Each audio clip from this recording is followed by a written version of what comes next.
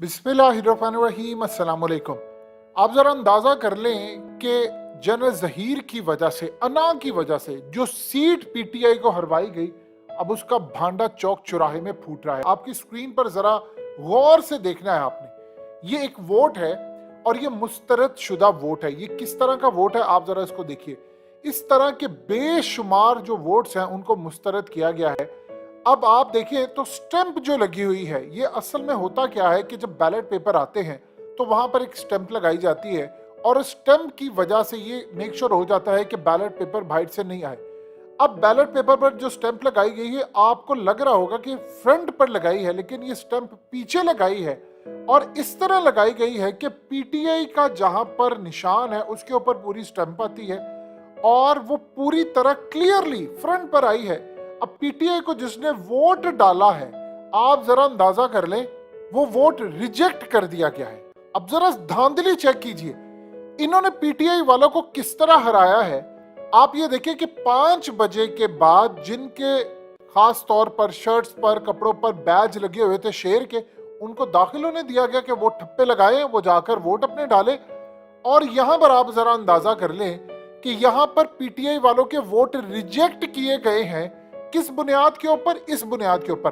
और अब कह रहे हैं रीकाउंटिंग नहीं करवानी। रीकाउंटिंग क्यों नहीं करवानी? आरओ पर प्रेशर है ऊपर से। किसका प्रेशर है? किसकी कॉल आ रही है? कौन उनको कह रहा है? मसला सिर्फ और सिर्फ है जनरल जहीरुल इस्लाम। तकलीफ ये है कि अगर इमरान खान रिटायर्ड ऑफिसर्स को साथ रखकर पूरे का पूरा इलेक्शन जीत सकता है तो ये तो बहुत बड़ी ताकत बन गया है। देखिए, किंग मेकर्स हो या कोई हो, सब हो, फलानो, अब वो बातें पुरानी होगी। नून लीग से भी हजम नहीं हो रहा, आरओस पर ऊपर से कॉल आ रही है और पिंडी की सीट अगर इमरान खान ले जाते हैं तो आप बताइए क्या सूरत हाल होगी। आप अंदाजा कीजिए, रिकाउंटिंग क्यों नहीं करवानी? जिन जगहों पर पीटीआई थोड़े कम मार्जिन से हारी है वहां पर रिकाउंटिंग के लिए तैयार है, लेकिन यहां पर जहां पर 49 वोटों का फर्क है वहां पर रिकाउंटिंग नहीं करवानी। क्यों नहीं करवानी? क्योंकि रिकाउंटिंग करवाएंगे, 45 फॉर्म सबके मैच करेंगे आईडी कार्ड के साथ, तो पता ये चलेगा कि झुरलू ऐसा फिरा है जो कम से कम 5 से 10 हजार वोटों का झुरलू फिर गया, या हो सकता है 10-12 हजार वोटों का भी झुरलू हो जाए। अगर छोड़ दे सारी बातें, खाली रिकाउंटिंग ही करवा ले, बाकी बातें तो छोड़ दे, खाली रिकाउंटिंग अगर आप करवा ले तो पीटीआई जीत जाएगी। कहते रिकाउंटिंग नहीं करवानी, कहते आपको फोन पर नतीजा हम रिकाउंटिंग करवा कर बता देंगे। क्या रिकाउंटिंग जाकर अफ्रीका से करवानी है, अमेरिका से करवानी है, कहां से करवानी है?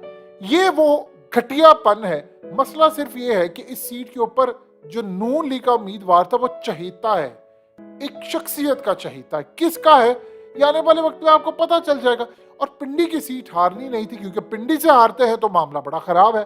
और दूसरी जानिब जनरल जहीरुल इस्लाम को नीचा दिखाने के लिए ये सीट हरवाई गई है।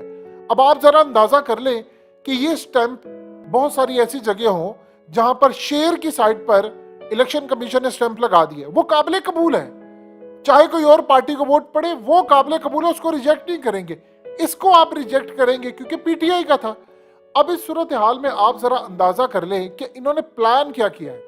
इन्होंने प्लान ये किया है कि अगर यहां पर मिसाल के तौर पर रिकाउंटिंग होती है, ये सारे फॉर्म 5 और आईडी कार्ड वेरीफाई होते हैं, जो रिजेक्ट किए गए हैं वोट, वो पता चलता है कि 2 नंबर तरीके से किए गए हैं, तो आप अंदाजा लगा सकते हैं कि उसके बाद ये पूरे का पूरा जो इमरान खान को हराया गया है 5 सीटों का पलंदा, ये मशकूक हो जाएगा।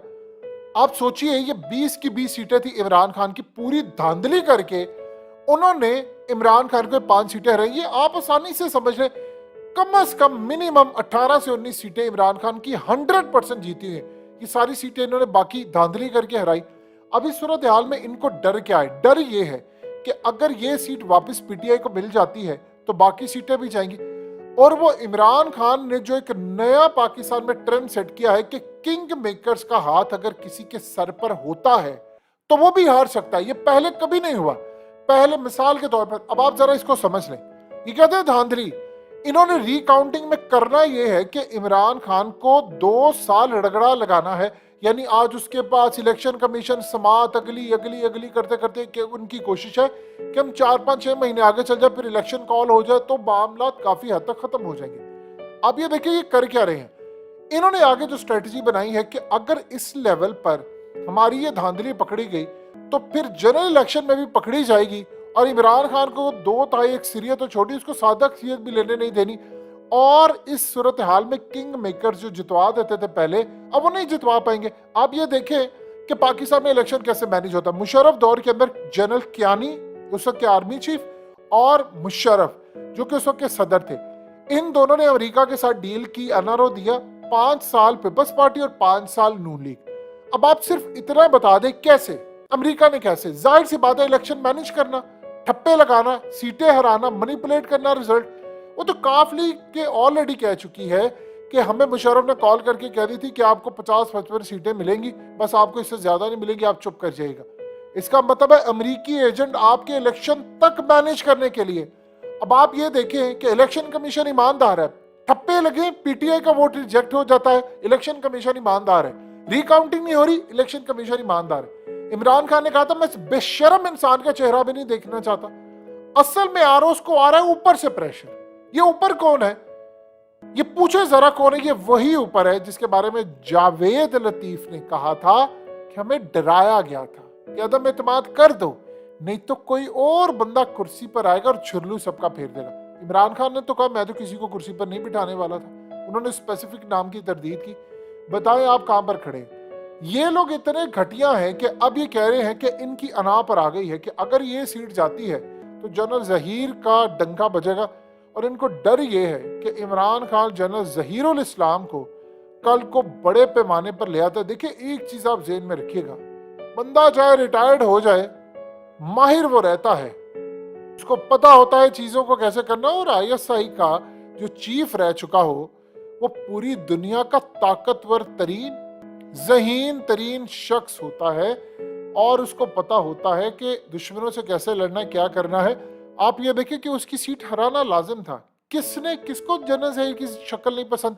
किसको पता है कि जनरल जहीर को इमरान खान ने साथ मिलाया तो इमरान खान ने एक तासुर ये दे दिया क्योंकि इमरान खान पर गद्दारी का केस डाल रहे थे, तो इमरान खान ने जनरल जहीर को कहा, वो आए और एक तासुर क्लियरली ये गया कि आर्मी के लोग तो इमरान खान को पसंद करते हैं और आईएसआई का चीफ अगर पसंद करता है साबिक, तो इसका ये मतलब है कि इमरान खान तो गद्दार नहीं है और जाहिर सी बात है इनके अपने राब्ते हैं। अब असल में जनरल जहीर का मसला है, वरना ये सीट इन्होंने पीटीआई को शायद ये भी जितवा देते, जहां पर सोचते थे कि यार ठीक है एक सीट से क्या फर्क पड़ता है। लेकिन ये मसला है। अब जो सूरत हाल पैदा हुई है, आप ये देखिए बड़े पैमाने पर जो धांधली हो रही है उसमें पीटीआई वालों को कहते हैं कि आपको कॉल कर देंगे, रिजल्ट बता देंगे। मसला सिर्फ ये है कि जनरल इलेक्शन मैनेज करना है। अगर इलेक्ट्रॉनिक वोटिंग मशीन से सारा काम होता तो ये हो सकता था। यही वो वजह, ठप्पे सिस्टम, किसका प्रेशर और ऑर्डर ऊपर से और कॉल आ रही है कि नहीं इनको लटकाओ, रिजल्ट नहीं देना, रिकाउंटिंग नहीं करवानी। आप अंदाजा कीजिए 2018 के अंदर इमरान खान 25 से 30 सीटों की रिकाउंटिंग करवाना चाहते थे। उनको लग रहा था कि हमें हरवाया गया है आरटीएस बिठाकर। बाद में कहा नहीं आप रहने दें, ना रिकाउंटिंग करवाए, एमकेएम को भी साथ ले आएंगे, हम वो बाप को भी ले आएंगे, हम सबको ले आएंगे। इमरान खान को तो बाद में समझ आई कि मेरी सीटें कटवा कर मुझे बैसाखियों वाली हुकूमत मिल रही है जिसको बाद में खींचा जाएगा। और इमरान खान उसको की समझ नहीं पाए, बाद में यही हुआ, खींच ली पीछे सीटें और उसके बाद अदम एतमाद हो गई।